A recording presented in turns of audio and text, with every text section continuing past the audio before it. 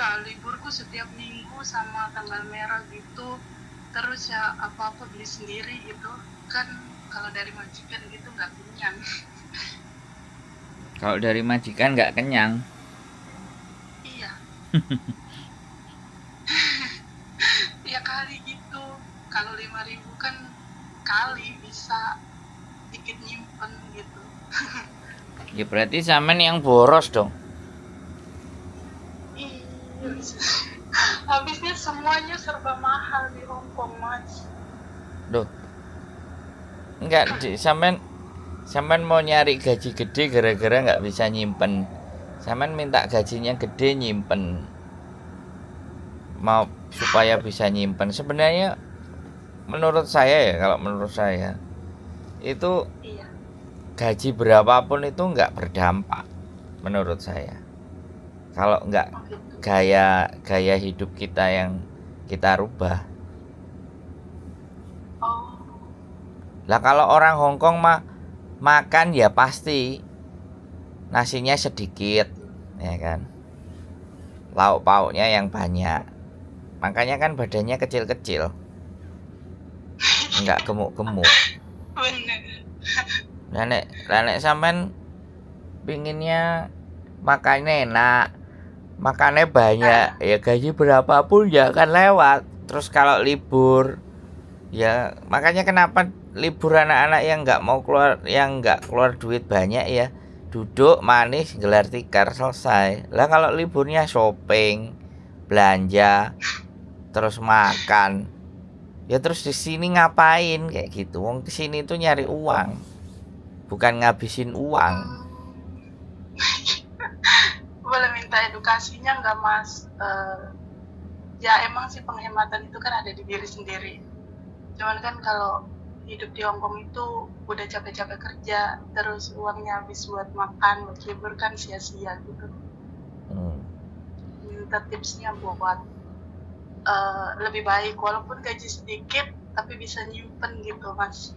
Nah, makanya hari minggunya sampean isi dengan aktivitas yang bermanfaat, belajar atau apa. Jadi biar nggak jalan-jalan, nggak shopping. Hari-hari Oke. hari-hari ini tuh kalau menurut saya ya kan, belajar bikin konten, belajar YouTube, masukkan apa yang dilihat di Hong Kong supaya nanti pulang itu kita punya tabungan, punya investasi. Investasinya kan ya video. Apa yang kepingin kita buat di Hong Kong, masukkan ke konten. Dengan tujuannya kayak gitu kan kita jadi hidupnya seneng. Nah, kalau kita belanja terus ke mall, kalau sampean ngomong ya gajinya mau nyari yang gede nggak cukup. Kalau kita, aku mikir loh mbak, aku mikir aku aja yang notabene-nya biasa kerjaannya yang gajinya yang nggak gede-gede amat, kalau bisa makan masih nasi sama sambal sama tempe. Jadi gaya hidup itu nggak pernah saya rubah sejak kuliah dulu, makanannya biasa sampai hari ini. Saya nggak pernah saya kepingin makan yang enak di mana, enggak. Saya makan pasti kalau udah lapar sekali baru mau makan, karena kalau udah lapar semuanya jadi enak. Terus baju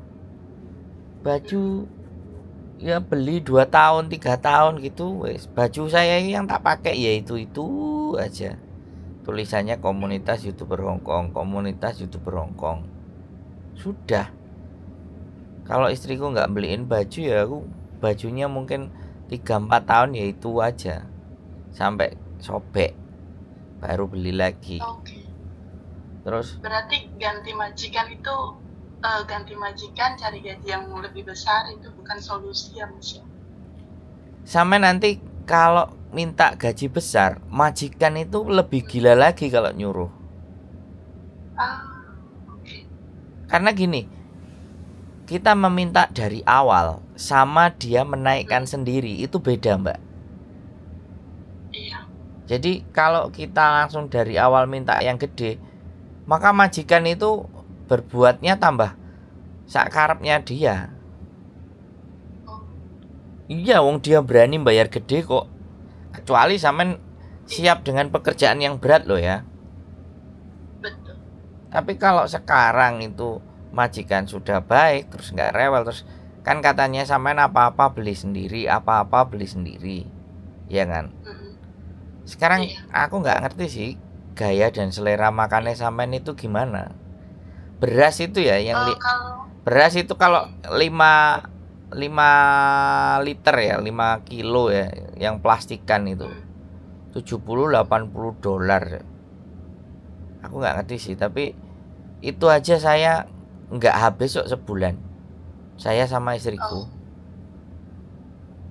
Bisa main beli beras aja.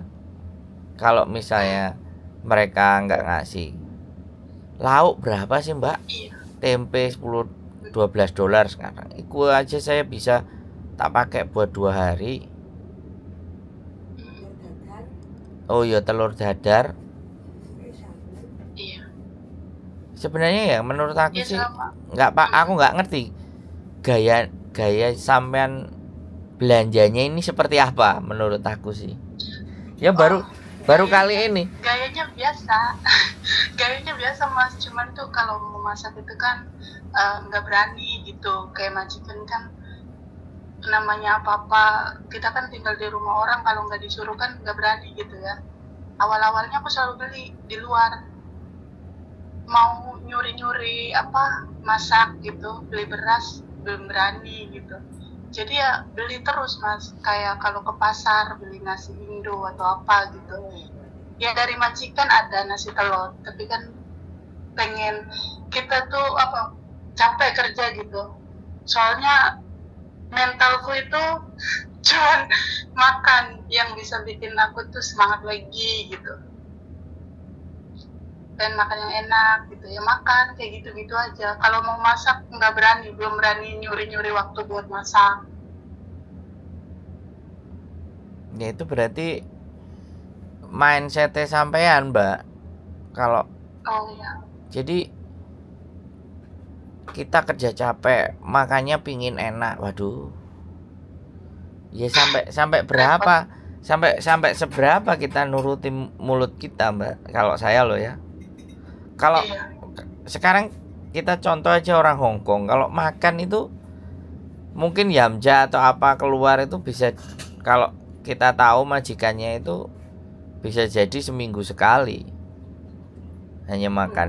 Nah sama ini ya seminggu sekali makannya di luar ya hari Minggu kalau libur kan ibaratnya. Tapi kalau setiap hari sampean di warung Indonesia 25 dolar 25 dolar ya, menurut aku ya wis gak popo, wis wong itu duitnya Iya. sampean. Cuman Kalau itu Mas, kalau libur itu kan bisa dihitung ya. Kalau libur mah misalkan nggak kemana-mana nih, cuma 200 sudah kenyang kan. Tapi kalau yang boros itu yang hari-hari itu, kalau ke pasar itu pengen lihat ayam goreng, beli pengen apa aja gitu. Terus aja kayak gitu. Lama-kelamaan aku mikir gitu. Loh, kalau kayak gini aja gaji sebulan ya nggak bakal cukup buat makan di sini gitu. ya iya Mikirnya gajinya sampean itu buat uang makannya 1 bulan sama majikan ya wis habis ya. minus. Rumah ya makanya kalau aku Iya. sih ya, kalau aku begini, kalau aku ya apa yang dimakan sama majikan ya kita makan, terus habis itu ya kita sisihin dikit, ya mau nggak mau kita harus membiasakan men-setting otak Iya. kita bahwa wah, kenyataannya begini di Hong Kong. Kecuali sampean punya pacar orang Hong Kong atau mau menikah sama orang Hong Kong, nah itu beda urusan. Ini baru kali ini loh mbak yang Oh, ya. nelpon aku itu, masalahnya itu bukan persoalan yang menurutku apa berat, malah persoalan makan sama jajan yang dibahas kan, ya bingung aku. Iya, itu Mas yang bikin aku tuh kayak nggak betah, kayak dilema gitu. Maksudnya mau nambah nih, nambah nggak ya gitu. Soalnya kayak gitu moodnya tuh cuma di makanan aja. kalau aku pulang ntar proses laginya ribet gitu kan. Kalau aku bertahan di sini uangku habis buat makan doang. Sehari sampean keluar duit berapa sih kalau untuk makan? Kalau makan itu, kalau pagi tuh lebih dari 50 mas. Kayak beli cipai, beli kentang goreng. Bentarnya kan makan siang dari majikan tuh nggak makan, kan udah kenyang. Kopi aja ya. Kopi aja tuh jatah sebulan. Kan 30 saset itu harusnya sebulan ya. Aku tuh bisa ngabisin kopi 30 pieces, 30 itu dalam waktu 10 hari aja gitu. Buat kopi aja itu.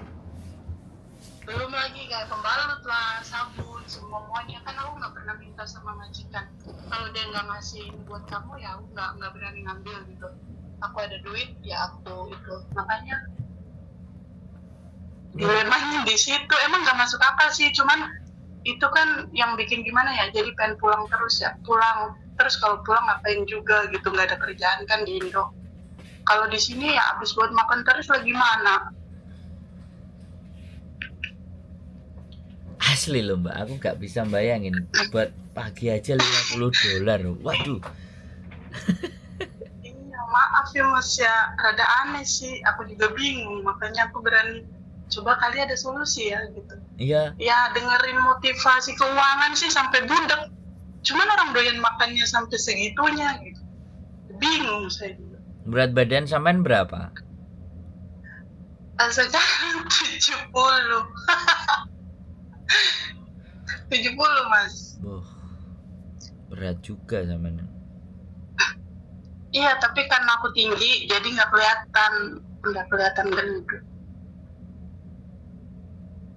Ya kalau sehari aja 50 habis, dan itu posisi di dalam majikan, di rumah majikan. Iya. Sampean habisnya segitu yo.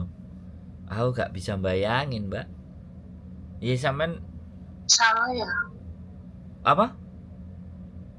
Salah ya mas ya. Nggak ada yang salah, tapi sampean hidupnya hanya untuk makan kalau kayak gitu, bukan untuk kerja. Iya makanya ibuku bilang gini, kamu beliin aset deh gitu, biar kamu tuh agak-agak ngerem gitu kan. Iya aku coba deh gitu.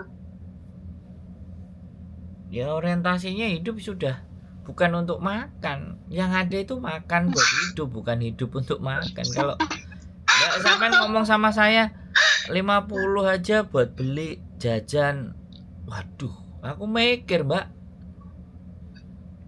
Aku serius mikir. Kalau kita ibaratnya ya masak sendiri nggak boleh ya ngomong sama majikan, makananmu aku nggak cukup. Tapi menurut aku ya mau nggak mau, kalau polanya mereka makanannya apa, harusnya kita ya ikut makan itu, selama itu bukan babi loh ya kan, menurut saya sih. Iya. Jadi itu supaya menyeimbangkan dananya sampean, mau nggak mau ya harus dipaksa doyan. Kalau sampean nggak melatih diri sampean untuk doyan dengan apa yang lagi sampean masak, sampean seneng hanya dengan beli, ya sampean di Hongkong 50 tahun pun juga nggak akan terlihat hasilnya. Terlihat hasilnya di badannya sampean, beratnya jadi 100. Iya ya Allah. Makanya itu mas, mau jadi gimana, bingung juga ya. Enggak, kalau diterusin itu nggak ada hasil juga tetap ya mas ya. Kalau dilanjutin, kalau saya enggak gitu. Kalau saya enggak bingung. Kalau saya ya udah pelan-pelan, sehari $10, $20 itu cukup buat beli apa, ya udah makan itu aja. Saya hari-hari menikah sama istri saya baru saya gemuk. Zaman dulu saya enggak sama sekali mbak. Makan itu sehari cuma 1 kali, kadang 2 hari sekali makannya. Enak dong berarti kalau udah nikah gemuk kayak gitu. Kenapa? Iya enak kalau lagi bujangan kurus, udah nikah gemuk. Duh, Kan ada yang ngurusin gitu ya Mas ya? iya, karena istri saya kan nggak betah kalau nggak makan, dan makannya selalu nasi. Nah, saya kalau ditinggal istri kerja kan apa yang ada di rumah yang dia sudah beli yang itu yang tak makan. Aku nggak nyari-nyari yang di luar. Maaf sedikit curhat nih ya. Aku malah dulu punya suami tuh kurus kering. Soalnya biasa aku doyan makan kayak gitu. Pas punya suami nggak kerja, jadi buat porsi aku sendiri itu jadi dibagi sama suami. Ada anak gitu, dibagi 3. Kurus kering Mas. Jadi aku mutusin untuk ya udah deh, lebih baik sendiri itu bisa cari makan sendiri, bisa beli apa-apa sendiri gitu, nggak pusing gitu. Soalnya selera makan tuh tinggi, sama doyan makan gitu Mas, doyan jajan gitu, Nah, itu yang harus sampai separah itu. ya itu yang harus sampean rem, orientasi berpikirnya bukan di makanan. Iya. Orientasi berpikirnya Masa di hal-hal yang beda. sekarang aku itu mau buang kerjaan gara-gara selera doyan makan kayak gitu kan konyol gitu Mas ya. Kalau aku udah gagal jadi istri, ya udahlah gitu. Cuman masa aku kerja 2 tahun aja kan Mas sendiri tahu habis buat potongan aja gitu. Terus aku mikir lagi loh, kalau 2 tahun habis buat makan aja capeknya doang, gak dapet apa-apa gitu. Ya itu sampean harus berpikir sirkulasi pertemanan itu juga mempengaruhi. Saya juga pernah ngeliat bahwa teman-teman yang notabene-nya di Hong Kong, aku nggak ngerti ya, setiap minggu karaoke, setiap minggu nyewa hotel rame-rame, patungan, gaya hidupnya juga hedon. Nanti begitu pulang, kalau mereka ngomong nggak punya aset, terus nggak ada kerjaan, nggak semuanya, ya saya jadi bingung gitu. Iya kan, jadi apalagi Ya kalau ditambah lagi kalau hedon mah udah parah banget itu Mas, udah babak belur deh. Buat makan aja kita udah kita gaji sehari di sini 150 berapa gitu ya, 150-an lah. Terus itu buat makan aja ya. Aku tuh libur nggak pernah banyak teman karena aku itu sukanya kesana kesini sendiri aja gitu. Tapi aku asal ada makanan aja itu temenku gitu. Aku mau makan ini makan itu udah sendirian aja udah bahagiain dengan makan. Belum lagi kalau kita masuk ke karaoke, kalau kita kemana sewa hotel itu nggak pakai sewa hotel, nggak karaoke pun udah minus Mas. Sehari 50 itulah, katakan paling kecil 50 sehari. Itu udah minus. Apa ya, udah boros banget. Udah iya, boros minus. Mbak. Sampai sehari 50 itu menurut aku udah sangat boros sekali. Jadi ya otaknya sampean diisinya jangan makanan, diisinya harus beli, karena stres ya. harus beli tanah gitu kan, beli emas kumpulin gitu loh. Ya 70, kalau makan lagi nanti bisa jadi 80. Saya aja dulu belum punya istri, berat badan saya berapa Bu ya? 62 ya? 60, 63, 64. Istri saya pertama kali beliin celana saya ukurannya 28 ya. Sekarang celana saya sudah 34 Mbak. Oh, hebat. Loh iya, jadi ya saya nggak ngerti ya. Ya mungkin bahagia aja sih. Tapi sebenarnya saya juga udah ngerasa kalau saya juga makan itu udah kebanyakan.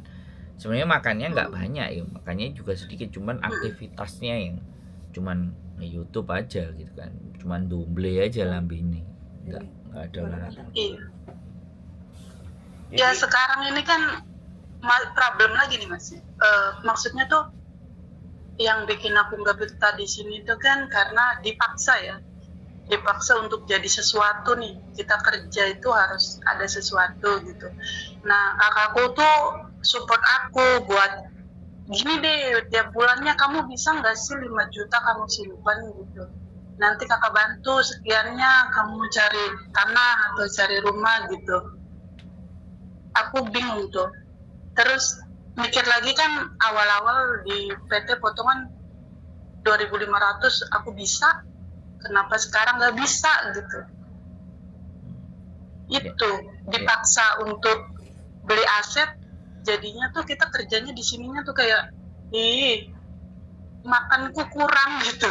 Jadinya tuh kayak dilema terus, galau gitu. Ya, kalau mau beli aset walaupun nggak sama kakak ya nggak apa-apa, disimpan sendiri, nanti dilanjuti atau pulang baru ngelihat ada apa langsung di atas namain kita, atau misalnya kita mau beli apa perumahan atau apa, nggak masalah. Cuman mindset untuk makan ini yang harus sama benar. Iya. Ya Allah. Ya itu nggak bisa ya orang lain, Mbak.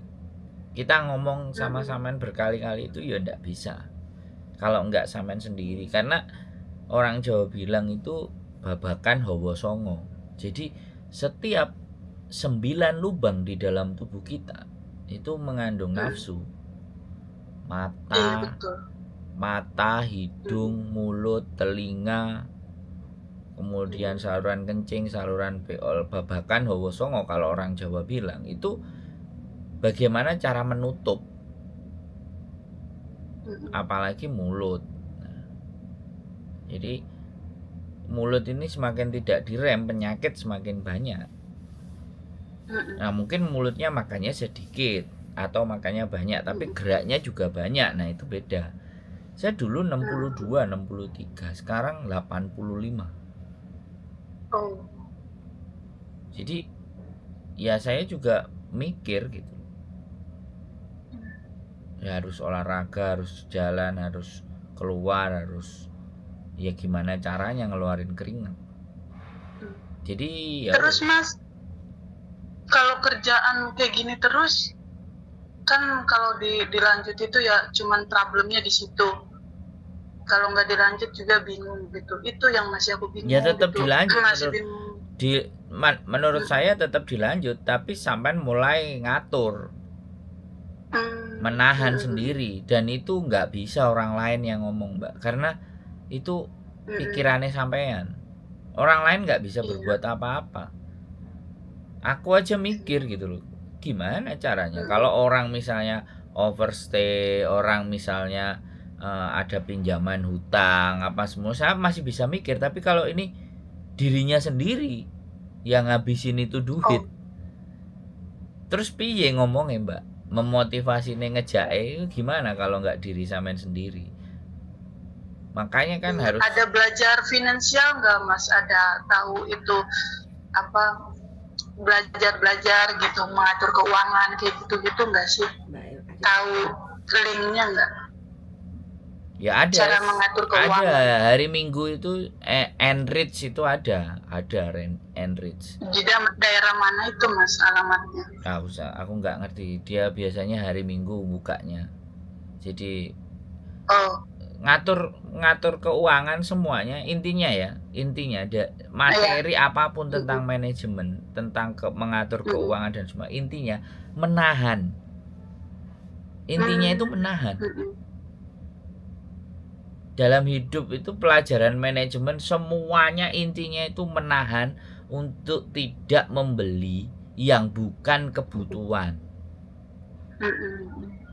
Jangan membeli keinginan, itu aja materi inti di finansial semuanya menurut saya. Saya nggak perlu belajar finansial ya, intinya saya menekan gaya hidup saya, tapi memperbanyak produktivitas saya. Udah, kalau produktivitasnya itu tinggi, biayanya ditekan, otomatis kan save namanya, nyimpen duit. Saya dulu di Hongkong itu jadi turis. Bagaimana caranya saya bisa makan sampai saya bisa bertahan hidup? Hanya bisa mengeluarkan uang cukup $15 ataupun $30 satu hari. Itu Bisa itu Mas. itu nggak Sampean bisa. ya bisa, buktinya sampai hari ini. Sekarang aja dulu sepatu saya cuma sepasang, sekarang sepatu saya 4 pasang. Karena ya namanya istri kan kepingin suaminya itu nggak cuma itu aja, ya dia yang belanjain.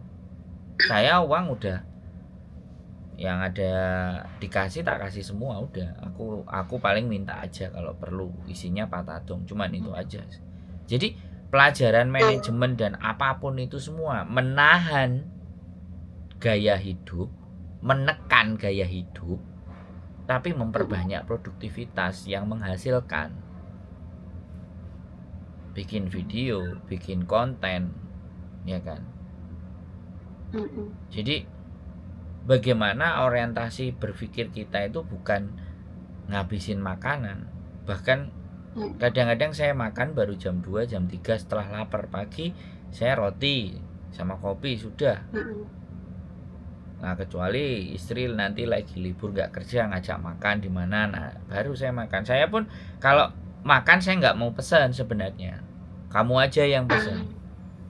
Kalau nggak habis kan aku yang habisin. Karena kalau dia pesan, aku pesan, kemudian istriku nanti nggak enak, yang mau nggak mau yang ngabisin juga aku lah, itu loh sebenarnya. Kalau takaran saya sih makan kalau di rumah, nah tempe sama sambel itu aja udah bisa ngabisin nasi kalau saya, Mbak. Betul. Jadi nggak tergiur dengan makanan yang wah, apalagi kalau diajak makan sama istriku ke tempat restoran western gitu kan, nggak doyan. Saya paling mentok kalau diajak makan itu yang ngaulamin. Kalau nggak ngaulamin ya McD, kalau nggak McD KFC, kalau nggak itu Yoshinoya ya Ben, Yoshinoya. Udah. Kalau restoran yang kayak buffet, yang kayak apa western makanannya aneh-aneh itu aku bingung makannya, gak enak. Soalnya saya bayangin bukan makanannya, saya bayangin harganya itu udah bukan ukuran saya gitu. Ngerti nggak, Mbak? Iya betul. Harga itu sudah, itu bukan ukuran saya untuk membeli, hanya untuk makanan yang kayak gitu. Nah gini aja, harganya mahal tapi rasanya nggak itu, yang nggak sesuai lidah. Bukan, kantongnya saya nggak sesuai. Saya makanan itu ukurnya kantong, Mbak, bukan lidah.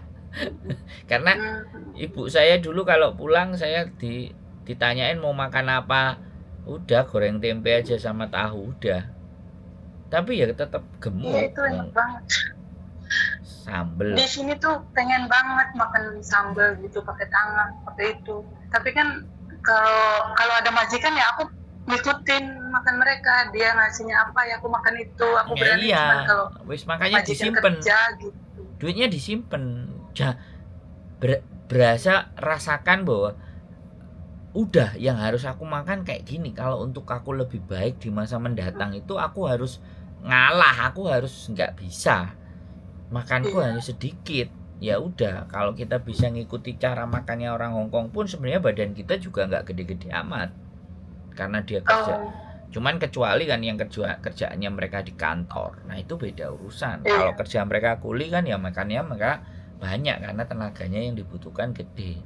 Kalau kita lihat yang di Hongkong itu, kalau yang kuli bangunan dan semuanya kalau makan kan nasinya porsinya lebih gede. Tapi kalau yang duduk di kantor kan kalau mereka makan ya udah ayam aja, nasinya sedikit. Adaptasinya sama orang sini tuh kayak gitu ya Mas. Mereka tuh kan makan sedikit lauknya banyak ya, dia kan bos gitu kan. Kalau kita para kuli kan pengennya tuh nasinya agak banyakin gitu. Ya sekarang terus aja. lauknya juga.